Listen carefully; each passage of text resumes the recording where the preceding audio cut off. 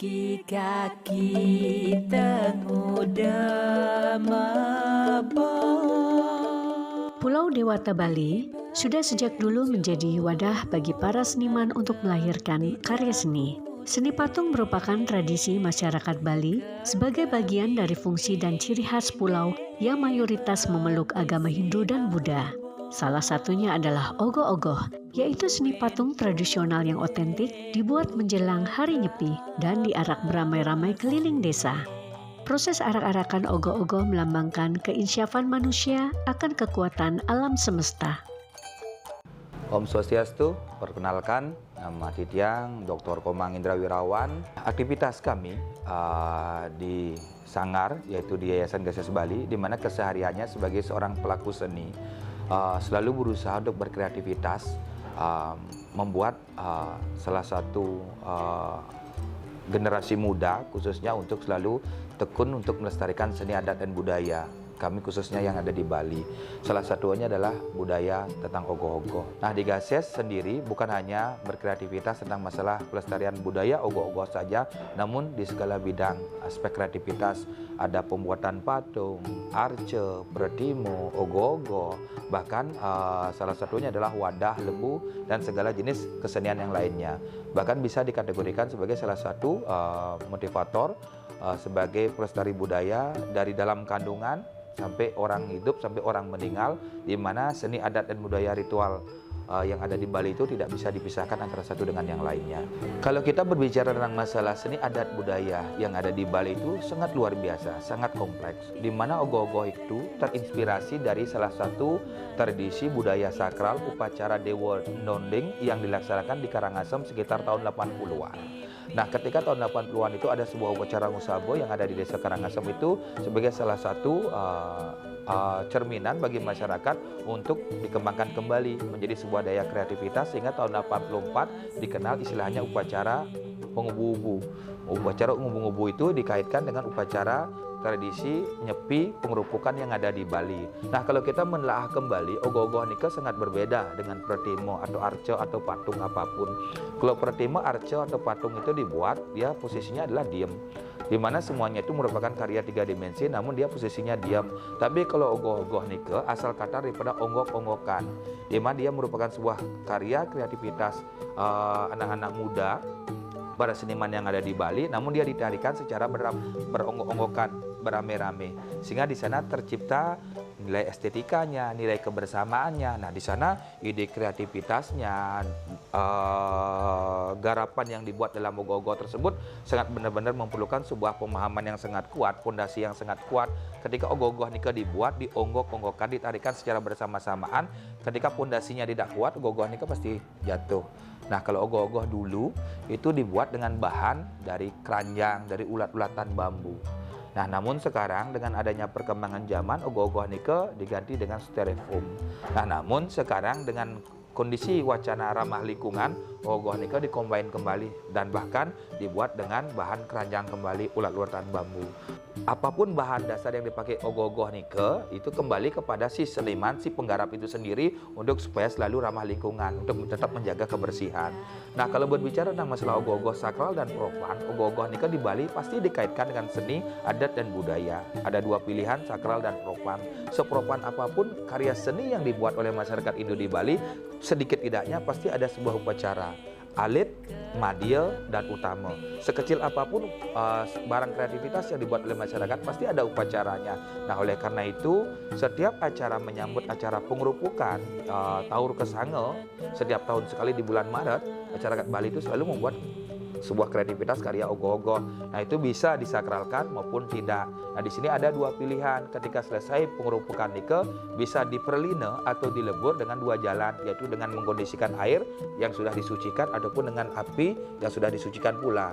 Nah, niki yang perlu dipahami oleh masyarakat setempat bahwa pembuatan ogoh-ogoh seminim apapun pasti ada ritual upacara, karena seni adat dan budaya nika dikaitkan antara satu dengan yang lain. Bali ini spiritnya adalah seni adat dan budaya. separah apapun, terpuruk apapun kondisi di Bali, ketika seni adat dan budaya punike dapat dilestarikan, dapat dijalankan secara baik dan benar, Bali puniki, budaya ini pasti akan tetap berjalan ajeg dia, bahkan rajek mengikuti sesuai dengan perkembangan zaman. Nah, harapan tiang sebagai selaku generasi, sebagai salah satu penerus tentang masalah seni yang ada di Bali, bagaimana kita sebagai seorang penerus bangsa jangan sampai kehilangan tentang akar jati diri kita, bahwa kalau kita di Bali, bagaimana kita bisa melestarikan budaya yang ada di Bali, menghormati segala budaya yang ada di Bali, sehingga apa yang menjadi tujuan daripada leluhur kita, Bali Metaksu, Bali Metangi, dapat terwujud dengan baik dan benar. Bali itu akan bisa berjalan ketika seni itu dapat dikolaborasikan dengan situasi dan kondisi keadaan. Semoga harapan tiang generasi penerus dapat berkreativitas dan tetap melestarikan seni adat dan budaya yang ada di Bali. Tak sedikit masyarakat dalam dan luar negeri yang tertarik membeli ogoh-ogoh dengan harga hingga ratusan jutaan rupiah. Meski nantinya ogoh-ogoh ini akan dibakar atau dimusnahkan, namun pembuatan ogoh-ogoh ini benar-benar dicermati dan diproduksi dengan sangat baik. Maka tak heran jika bahan baku dan biaya pembuatannya memerlukan biaya cukup besar. Selain untuk melengkapi perayaan upacara Hari Raya Nyepi, masyarakat Bali juga meyakininya untuk meleburkan segala energi dan sifat negatif yang ada di dalam diri dan menyambut Tahun Baru Saka dengan menjadi manusia yang lebih baik.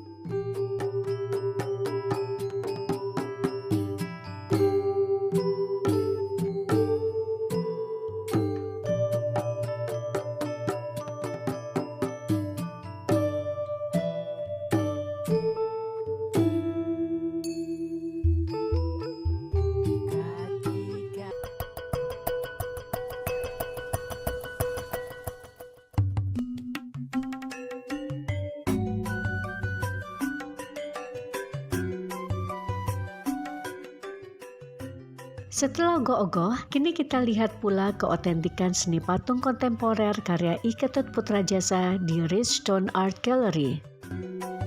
Kalau kita berbicara seni patung ya di Bali, sebetulnya dari tradisinya itu lebih ke seni fungsi, lebih pada untuk sebagai simbol ya.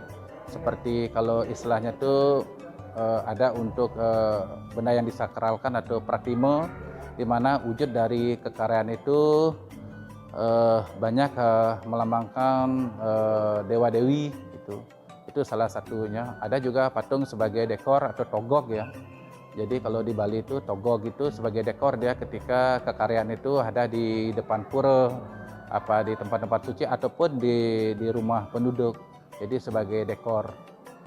Ada juga patung konvensional yang mana pengerjaannya juga dilakukan juga ada dua teknik ya. Ada teknik memahat, salah satunya juga ada teknik yang sekarang ini dengan patungnya sih bentuknya tradisi, cuma tekniknya tuh pakai pakai semen itu ditambah itu, jadi ada menambah ada mengurangi gitu. Jadi setelah saya mengenyam dunia pendidikan seni rupa, khususnya dunia seni patung, jadi banyak juga saya belajar bahwa ternyata seni patung itu sangat luas, sangat kompleks ya. Jadi bukan hanya kehadirnya hanya sebagai simbol untuk ataupun sebagai untuk ritual upacara semata sebagai instrumen, tapi lebih kompleks untuk bisa membawa pesan yang lebih kontekstual terhadap kehidupan, maksudnya bagaimana istilahnya seperti situasi masyarakat kekinian itu loh, seperti baik itu ekonomi, politik itu. Jadi menurut saya kalau di patung tradisional itu terbatas dia, karena kalau tradisional dia banyak mengambil nilai-nilai dari seperti salah satunya seperti teologi, ajaran itu sudah ada pakemnya. Jadi itu sangat disakralkan ya. Jadi pakemnya itu gitu. Jadi kalau di patung modern atau kontemporer itu lebih luas. Jadi kenapa saya mulai berkarya ke patung kontemporer saat ini karena lebih menekankan kepada message-nya.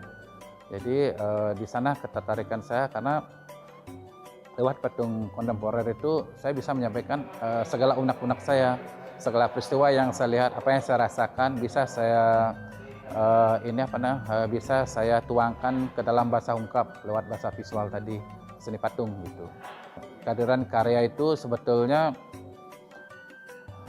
bukan saja hanya seperti yang saya jelaskan tadi ya, bukan hanya untuk kehadiran patung, bukan hanya sebagai ritual, tapi bisa sebagai media ya, bisa sebagai instrumen untuk mewadahi ataupun mengekspresikan atas peristiwa-peristiwa yang kita alami ya. Iketut Putrajasa menekuni seni patung semenjak usia sekolah menengah pertama sehingga keahliannya sebagai pengrajin patung telah diakui dunia. Mari kita lihat karya seni patung lainnya yang menjadi daya tarik Pulau Bali ini. Seni kaca juga menjadi sumber inspirasi para seniman untuk berkreativitas. Masyarakat Bali dikenal sangat menghargai lingkungan, sehingga memanfaatkan material limbah kaca untuk digunakan kembali menjadi sebuah produk karya seni patung maupun hiasan lainnya.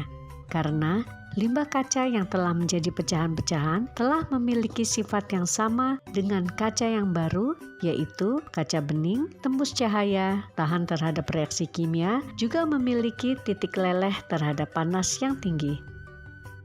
Proses daur ulang ini bertujuan mengurangi jumlah sampah di bumi dan meningkatkan nilai ekonomi bagi para seniman untuk mengolah limbah kaca menjadi kerajinan dan seni yang bernilai tinggi.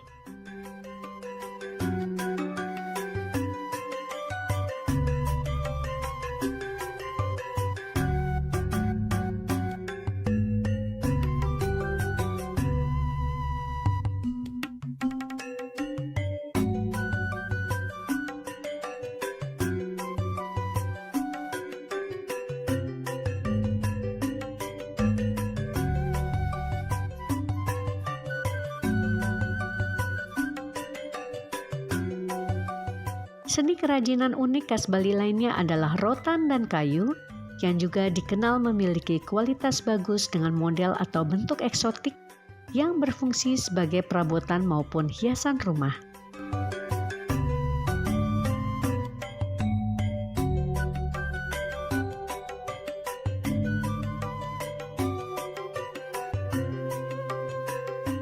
Banyak wisatawan lokal dan mancanegara yang memborong hasil komoditi kerajinan Bali dari rotan dan kayu sebagai oleh-oleh. Pasarnya juga menembus hingga luar negeri, baik untuk kebutuhan hotel, resort maupun pribadi, dan diekspor ke berbagai negara seperti Australia, Singapura, Amerika Serikat, dan masih banyak lagi. Kalau dibilang originalitas, otentisitas Bali itu bisa kita lihat dari proses perjalanan mereka itu sendiri yang jawabannya seperti tadi. Mereka itu berkarya dengan taksu, artinya sumber energi tradisi, tetapi mereka bisa mengakses ya nilai-nilai dan teknologi modern ya sampai mereka bisa menampilkan diri mereka sendiri secara khas ya, secara original Bali. Ya.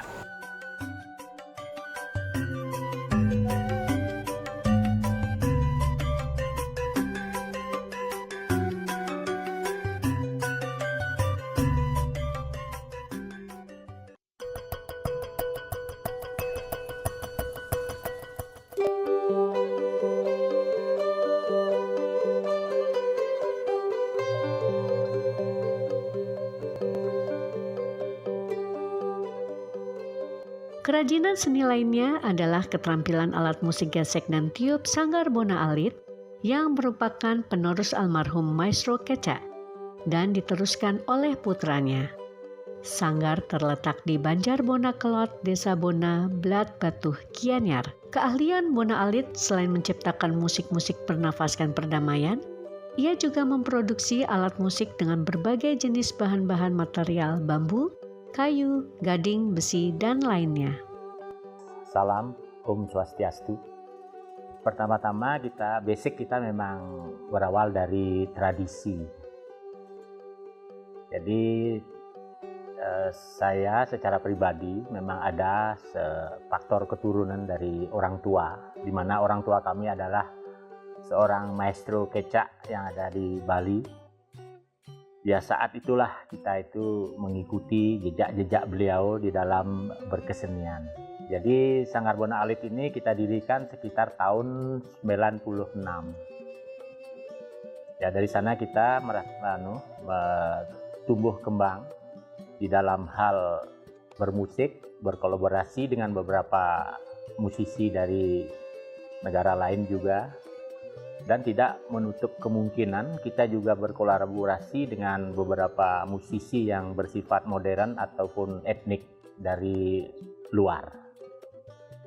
Awalnya kita senang sekali memainkan alat musik gendang, itu kami lakukan dari umur 10 tahun. Kita sudah main gendang sedikit tidaknya 8 jam sehari, itu sudah biasa itu pada zaman itu. Setelah itu kita melakukan beberapa misi-misi sosial seperti halnya layaknya orang Bali lah. Ngayah di beberapa tempat di pura sampai ke luar daerah juga. Sampai ke Semeru seperti contoh, seperti beberapa tempat di Jakarta juga sering kita melakukan misi-misi sosial seperti itu. Jadi itulah sedikit perjalanan kami di dalam hal bermusik, sebenarnya secara tidak sengaja, karena latar belakang kami adalah bukan seorang akademisi. Tiba-tiba saja dengan tanda kutip, dengan kegilaan kita membuat instrumen, berimajinasi. Jadi saya sering mendapat kepercayaan untuk mengajar di beberapa universitas di luar negeri. Seperti di Hong Kong itu hampir 15 tahun itu bolak-balik. Dan sekarang kita ada di Guangzhou juga, di Shenzhen, di beberapa tempat, Jepang juga kita ada siswa di sana. Sekarang di Sydney. Kalau kita tidak terlalu memikirkan masalah gaya, tapi kita lebih kepada prinsipnya ke warna bunyi.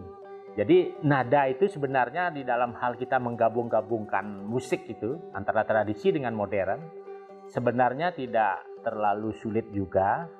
Cuma kita harus memahami dan harus mampu juga memainkan alat musik itu sendiri. Baru kita mampu menggabung-gabungkan antara umpamanya sekarang ada anak-anak kita di sini yang main gitar, ada yang main gendang Bali. Bagaimana kita mentuning itu supaya menjadi sebuah satu kesatuan yang saling mendukung. Anggaplah seperti begini, seandainya kita ini selalu menikmati hasil-hasil karya para leluhur kita yang ada di Nusantara ini. Nah, itu juga di mata kami merasa kurang cukup.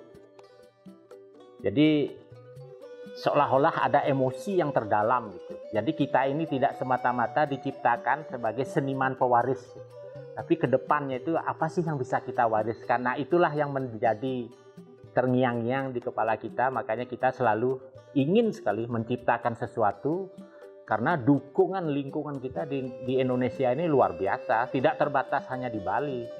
Kita punya Kalimantan, kita punya Sulawesi, dan lain sebagainya, itu luas sekali kita. Kalau ini secara utuh, tongkat komando, terus pas kalau kita keluarkan, nah di sini ada kerisnya, simbol dari saktinya atau cerdas atau pintarnya. Jadi ada satu, menurut pandangan kami, ada satu yang kurang, yaitu ini. Kami tambahkan seruling, simbol dari cinta kasih. Makanya seorang pemimpin itu selain memimpin, cerdas, harus punya jiwa yang cinta kasih. Jadi seperti ini.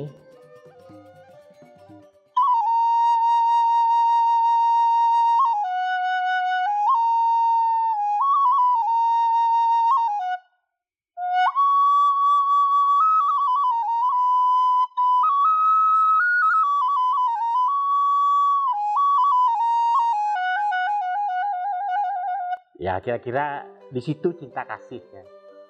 Jadi komplitlah sudah kalau kita menghayal menjadi seorang pemimpin. Kalau ini alat gesek, tapi ini terinspirasi juga dari kalau di Cina disebut erhu, kalau di Jawa juga disebut rebab, di Bali juga rebab.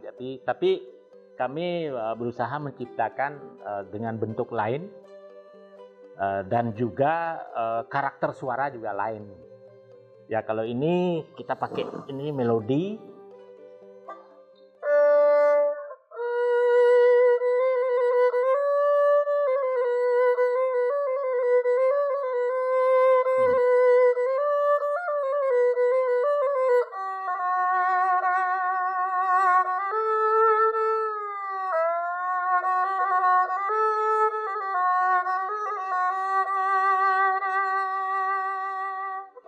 Tapi alat ini juga kita kemas bagaimana kita mempelajari. Bisa kok kalau gini kita gabung dengan alat-alat musik modern. Ya seperti lagu ini dah.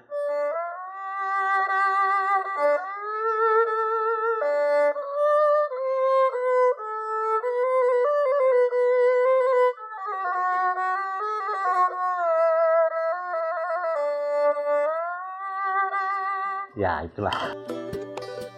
Beragam seni kerajinan Bali dari ogoh-ogoh hingga kerajinan yang memiliki fungsi lainnya sudah menjadi bagian kehidupan masyarakat Bali yang dapat menularkan semangat berekspresi bagi para seniman lainnya sehingga dapat memperkaya budaya Indonesia.